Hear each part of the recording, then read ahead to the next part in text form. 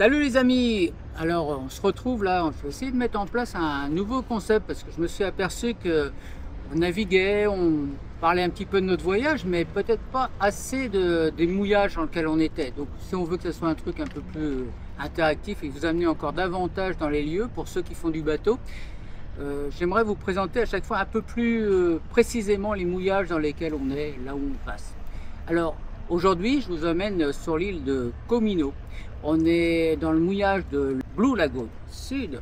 Alors Blue Lagoon Sud, pourquoi on est au sud? C'est parce qu'ici on est un peu plus tranquille. Le Blue Lagoon réel, il est derrière moi, là-bas, là où vous voyez cette eau translucide. Le problème de ce mouillage, c'est qu'il est hyper fréquenté. Là, il est 9 h du matin et vous voyez, ça commence déjà à arriver. Il y a déjà pas mal de vedettes, pas mal de touristes.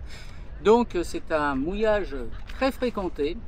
Par contre, cette nuit, nous étions que deux bateaux mouillage, un ici sur le Lagoon Sud et un catamaran là-bas sur le Lagoon Nord qui est déjà parti ce matin. Et nous, on va pas tarder à partir derrière parce qu'après, ça va vite devenir invivable ici. Mais le mouillage, sinon, c'est un véritable paradis. Le soir, à partir de 19 h, on se retrouve seul dans un milieu très sauvage. En tout cas, on était seul ici sur le mouillage. Il y avait un peu la fête derrière sur le Lagoon Nord là-bas. Alors c'est un mouillage qui est assez protégé. On est entouré de rochers. Là d'ailleurs, pour rentrer dans le mouillage, on passe entre les rochers. Ça peut être assez impressionnant, mais le fond, il y en a. Il y a toujours au moins 6-7 mètres, donc facilement accessible. On est protégé de tous les vents, sauf ceux qui viennent de sud-ouest, qui rentrent directement là dans la passe et qui peuvent vous secouer un peu. Donc si vous avez des vents de sud-ouest ou une houle de sud-ouest, bon, peut-être à éviter, mais sinon on est relativement bien protégé. On mouille sur un fond de sable, hein. On voit toutes ces parties claires, c'est du sable, donc on en trouve facilement, il y en a beaucoup. On est sur des fonds, on est entre 5 et 8 mètres, hein, selon ce qu'on a fait. Le mouillage est assez vaste quand même. Quand c'est le soir et que toutes les petites vedettes sont parties, je pense qu'on peut mettre ici 5-6 bateaux facilement sur ce mouillage. Donc je pense que vous trouverez de la place facilement si vous venez après 18 h, 18-19 h, là où toutes les petites vedettes de tourisme s'en vont.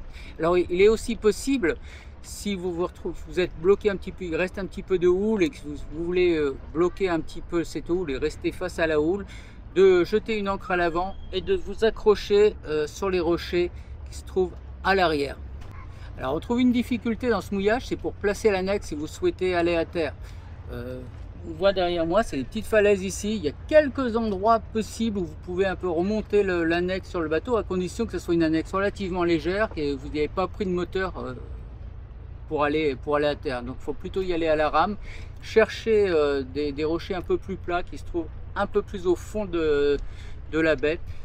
Et après, une fois que vous êtes à terre, là il est possible d'aller visiter l'île de Comino. Donc l'île de Comino, c'est l'île la plus sauvage de l'archipel de Malte, hein.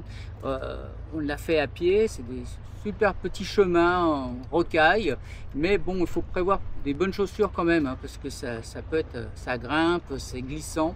Mais c'est magnifique, hein. Vous retrouvez le côté sauvage de l'île. Il reste peu de construction dessus, il n'y a pas d'habitation réelle, donc vous ne trouverez pas de commerce, mais vous allez trouver des hôtels abandonnés. Nous on n'a retrouvé que des hôtels abandonnés, des villas de vacances ou lieux de vacances, je sais pas, associatifs ou choses comme ça, mais c'était tout abandonné. Il reste quelques vestiges du temps des Templiers, des forts. Si vous cherchez le dépaysement et le côté sauvage, alors là vous êtes où il faut. Autre point important pour les navigateurs, c'est quand on a les poubelles à bord. Ici, on n'a pas trouvé beaucoup de poubelles. On en a trouvé quelques conteneurs sur une baie de l'autre côté, donc il faut marcher pas mal. En partant de ce mouillage-là, ça me paraît impossible, hein. C'était, je l'avais noté, à Santa Maria baie, qui se trouve de l'autre côté. Donc là, vous aurez des poubelles possibles. Donc voir si vous pouvez vous mettre un moment sur l'autre mouillage sur Santa Maria Bay et là vous pourrez déposer vos poubelles. Alors là les amis, je vais maintenant faire un appel à vous pour essayer d'étoffer un petit peu les connaissances parce que nous on fait que de passer, hein, comme on tourne beaucoup. S'il y en a qui ont l'habitude de fréquenter ce lieu ou qui l'ont fréquenté et qui peuvent rapporter un petit peu leur pierre à l'édifice pour pouvoir compléter les connaissances, eh ben, bienvenue dans les commentaires. Essayez aussi de me parler dans vos commentaires de ce que vous aimeriez trouver sur ce type de vidéos, hein, parce qu'on va essayer d'en faire, que ça soit régulier, essayer d'en faire au moins une par semaine, voire 2. Et puis, comme ça, plus vous avez de connaissances, plus vous pourrez apporter, parce que ce que je dis, c'est ce que je vois, mais en fonction des saisons, ça peut changer. Donc ça serait bien que vous commentiez, que vous apportiez un petit peu votre pierre à l'édifice. Sort du mouillage de Blue Lagoon Sud. Donc on voit un peu, là c'est un peu plus foncé, il y a un peu plus de roches devant. Mais il y a du fond, on est à 7,50 m de fond. Reste bien au milieu. Et tout va bien.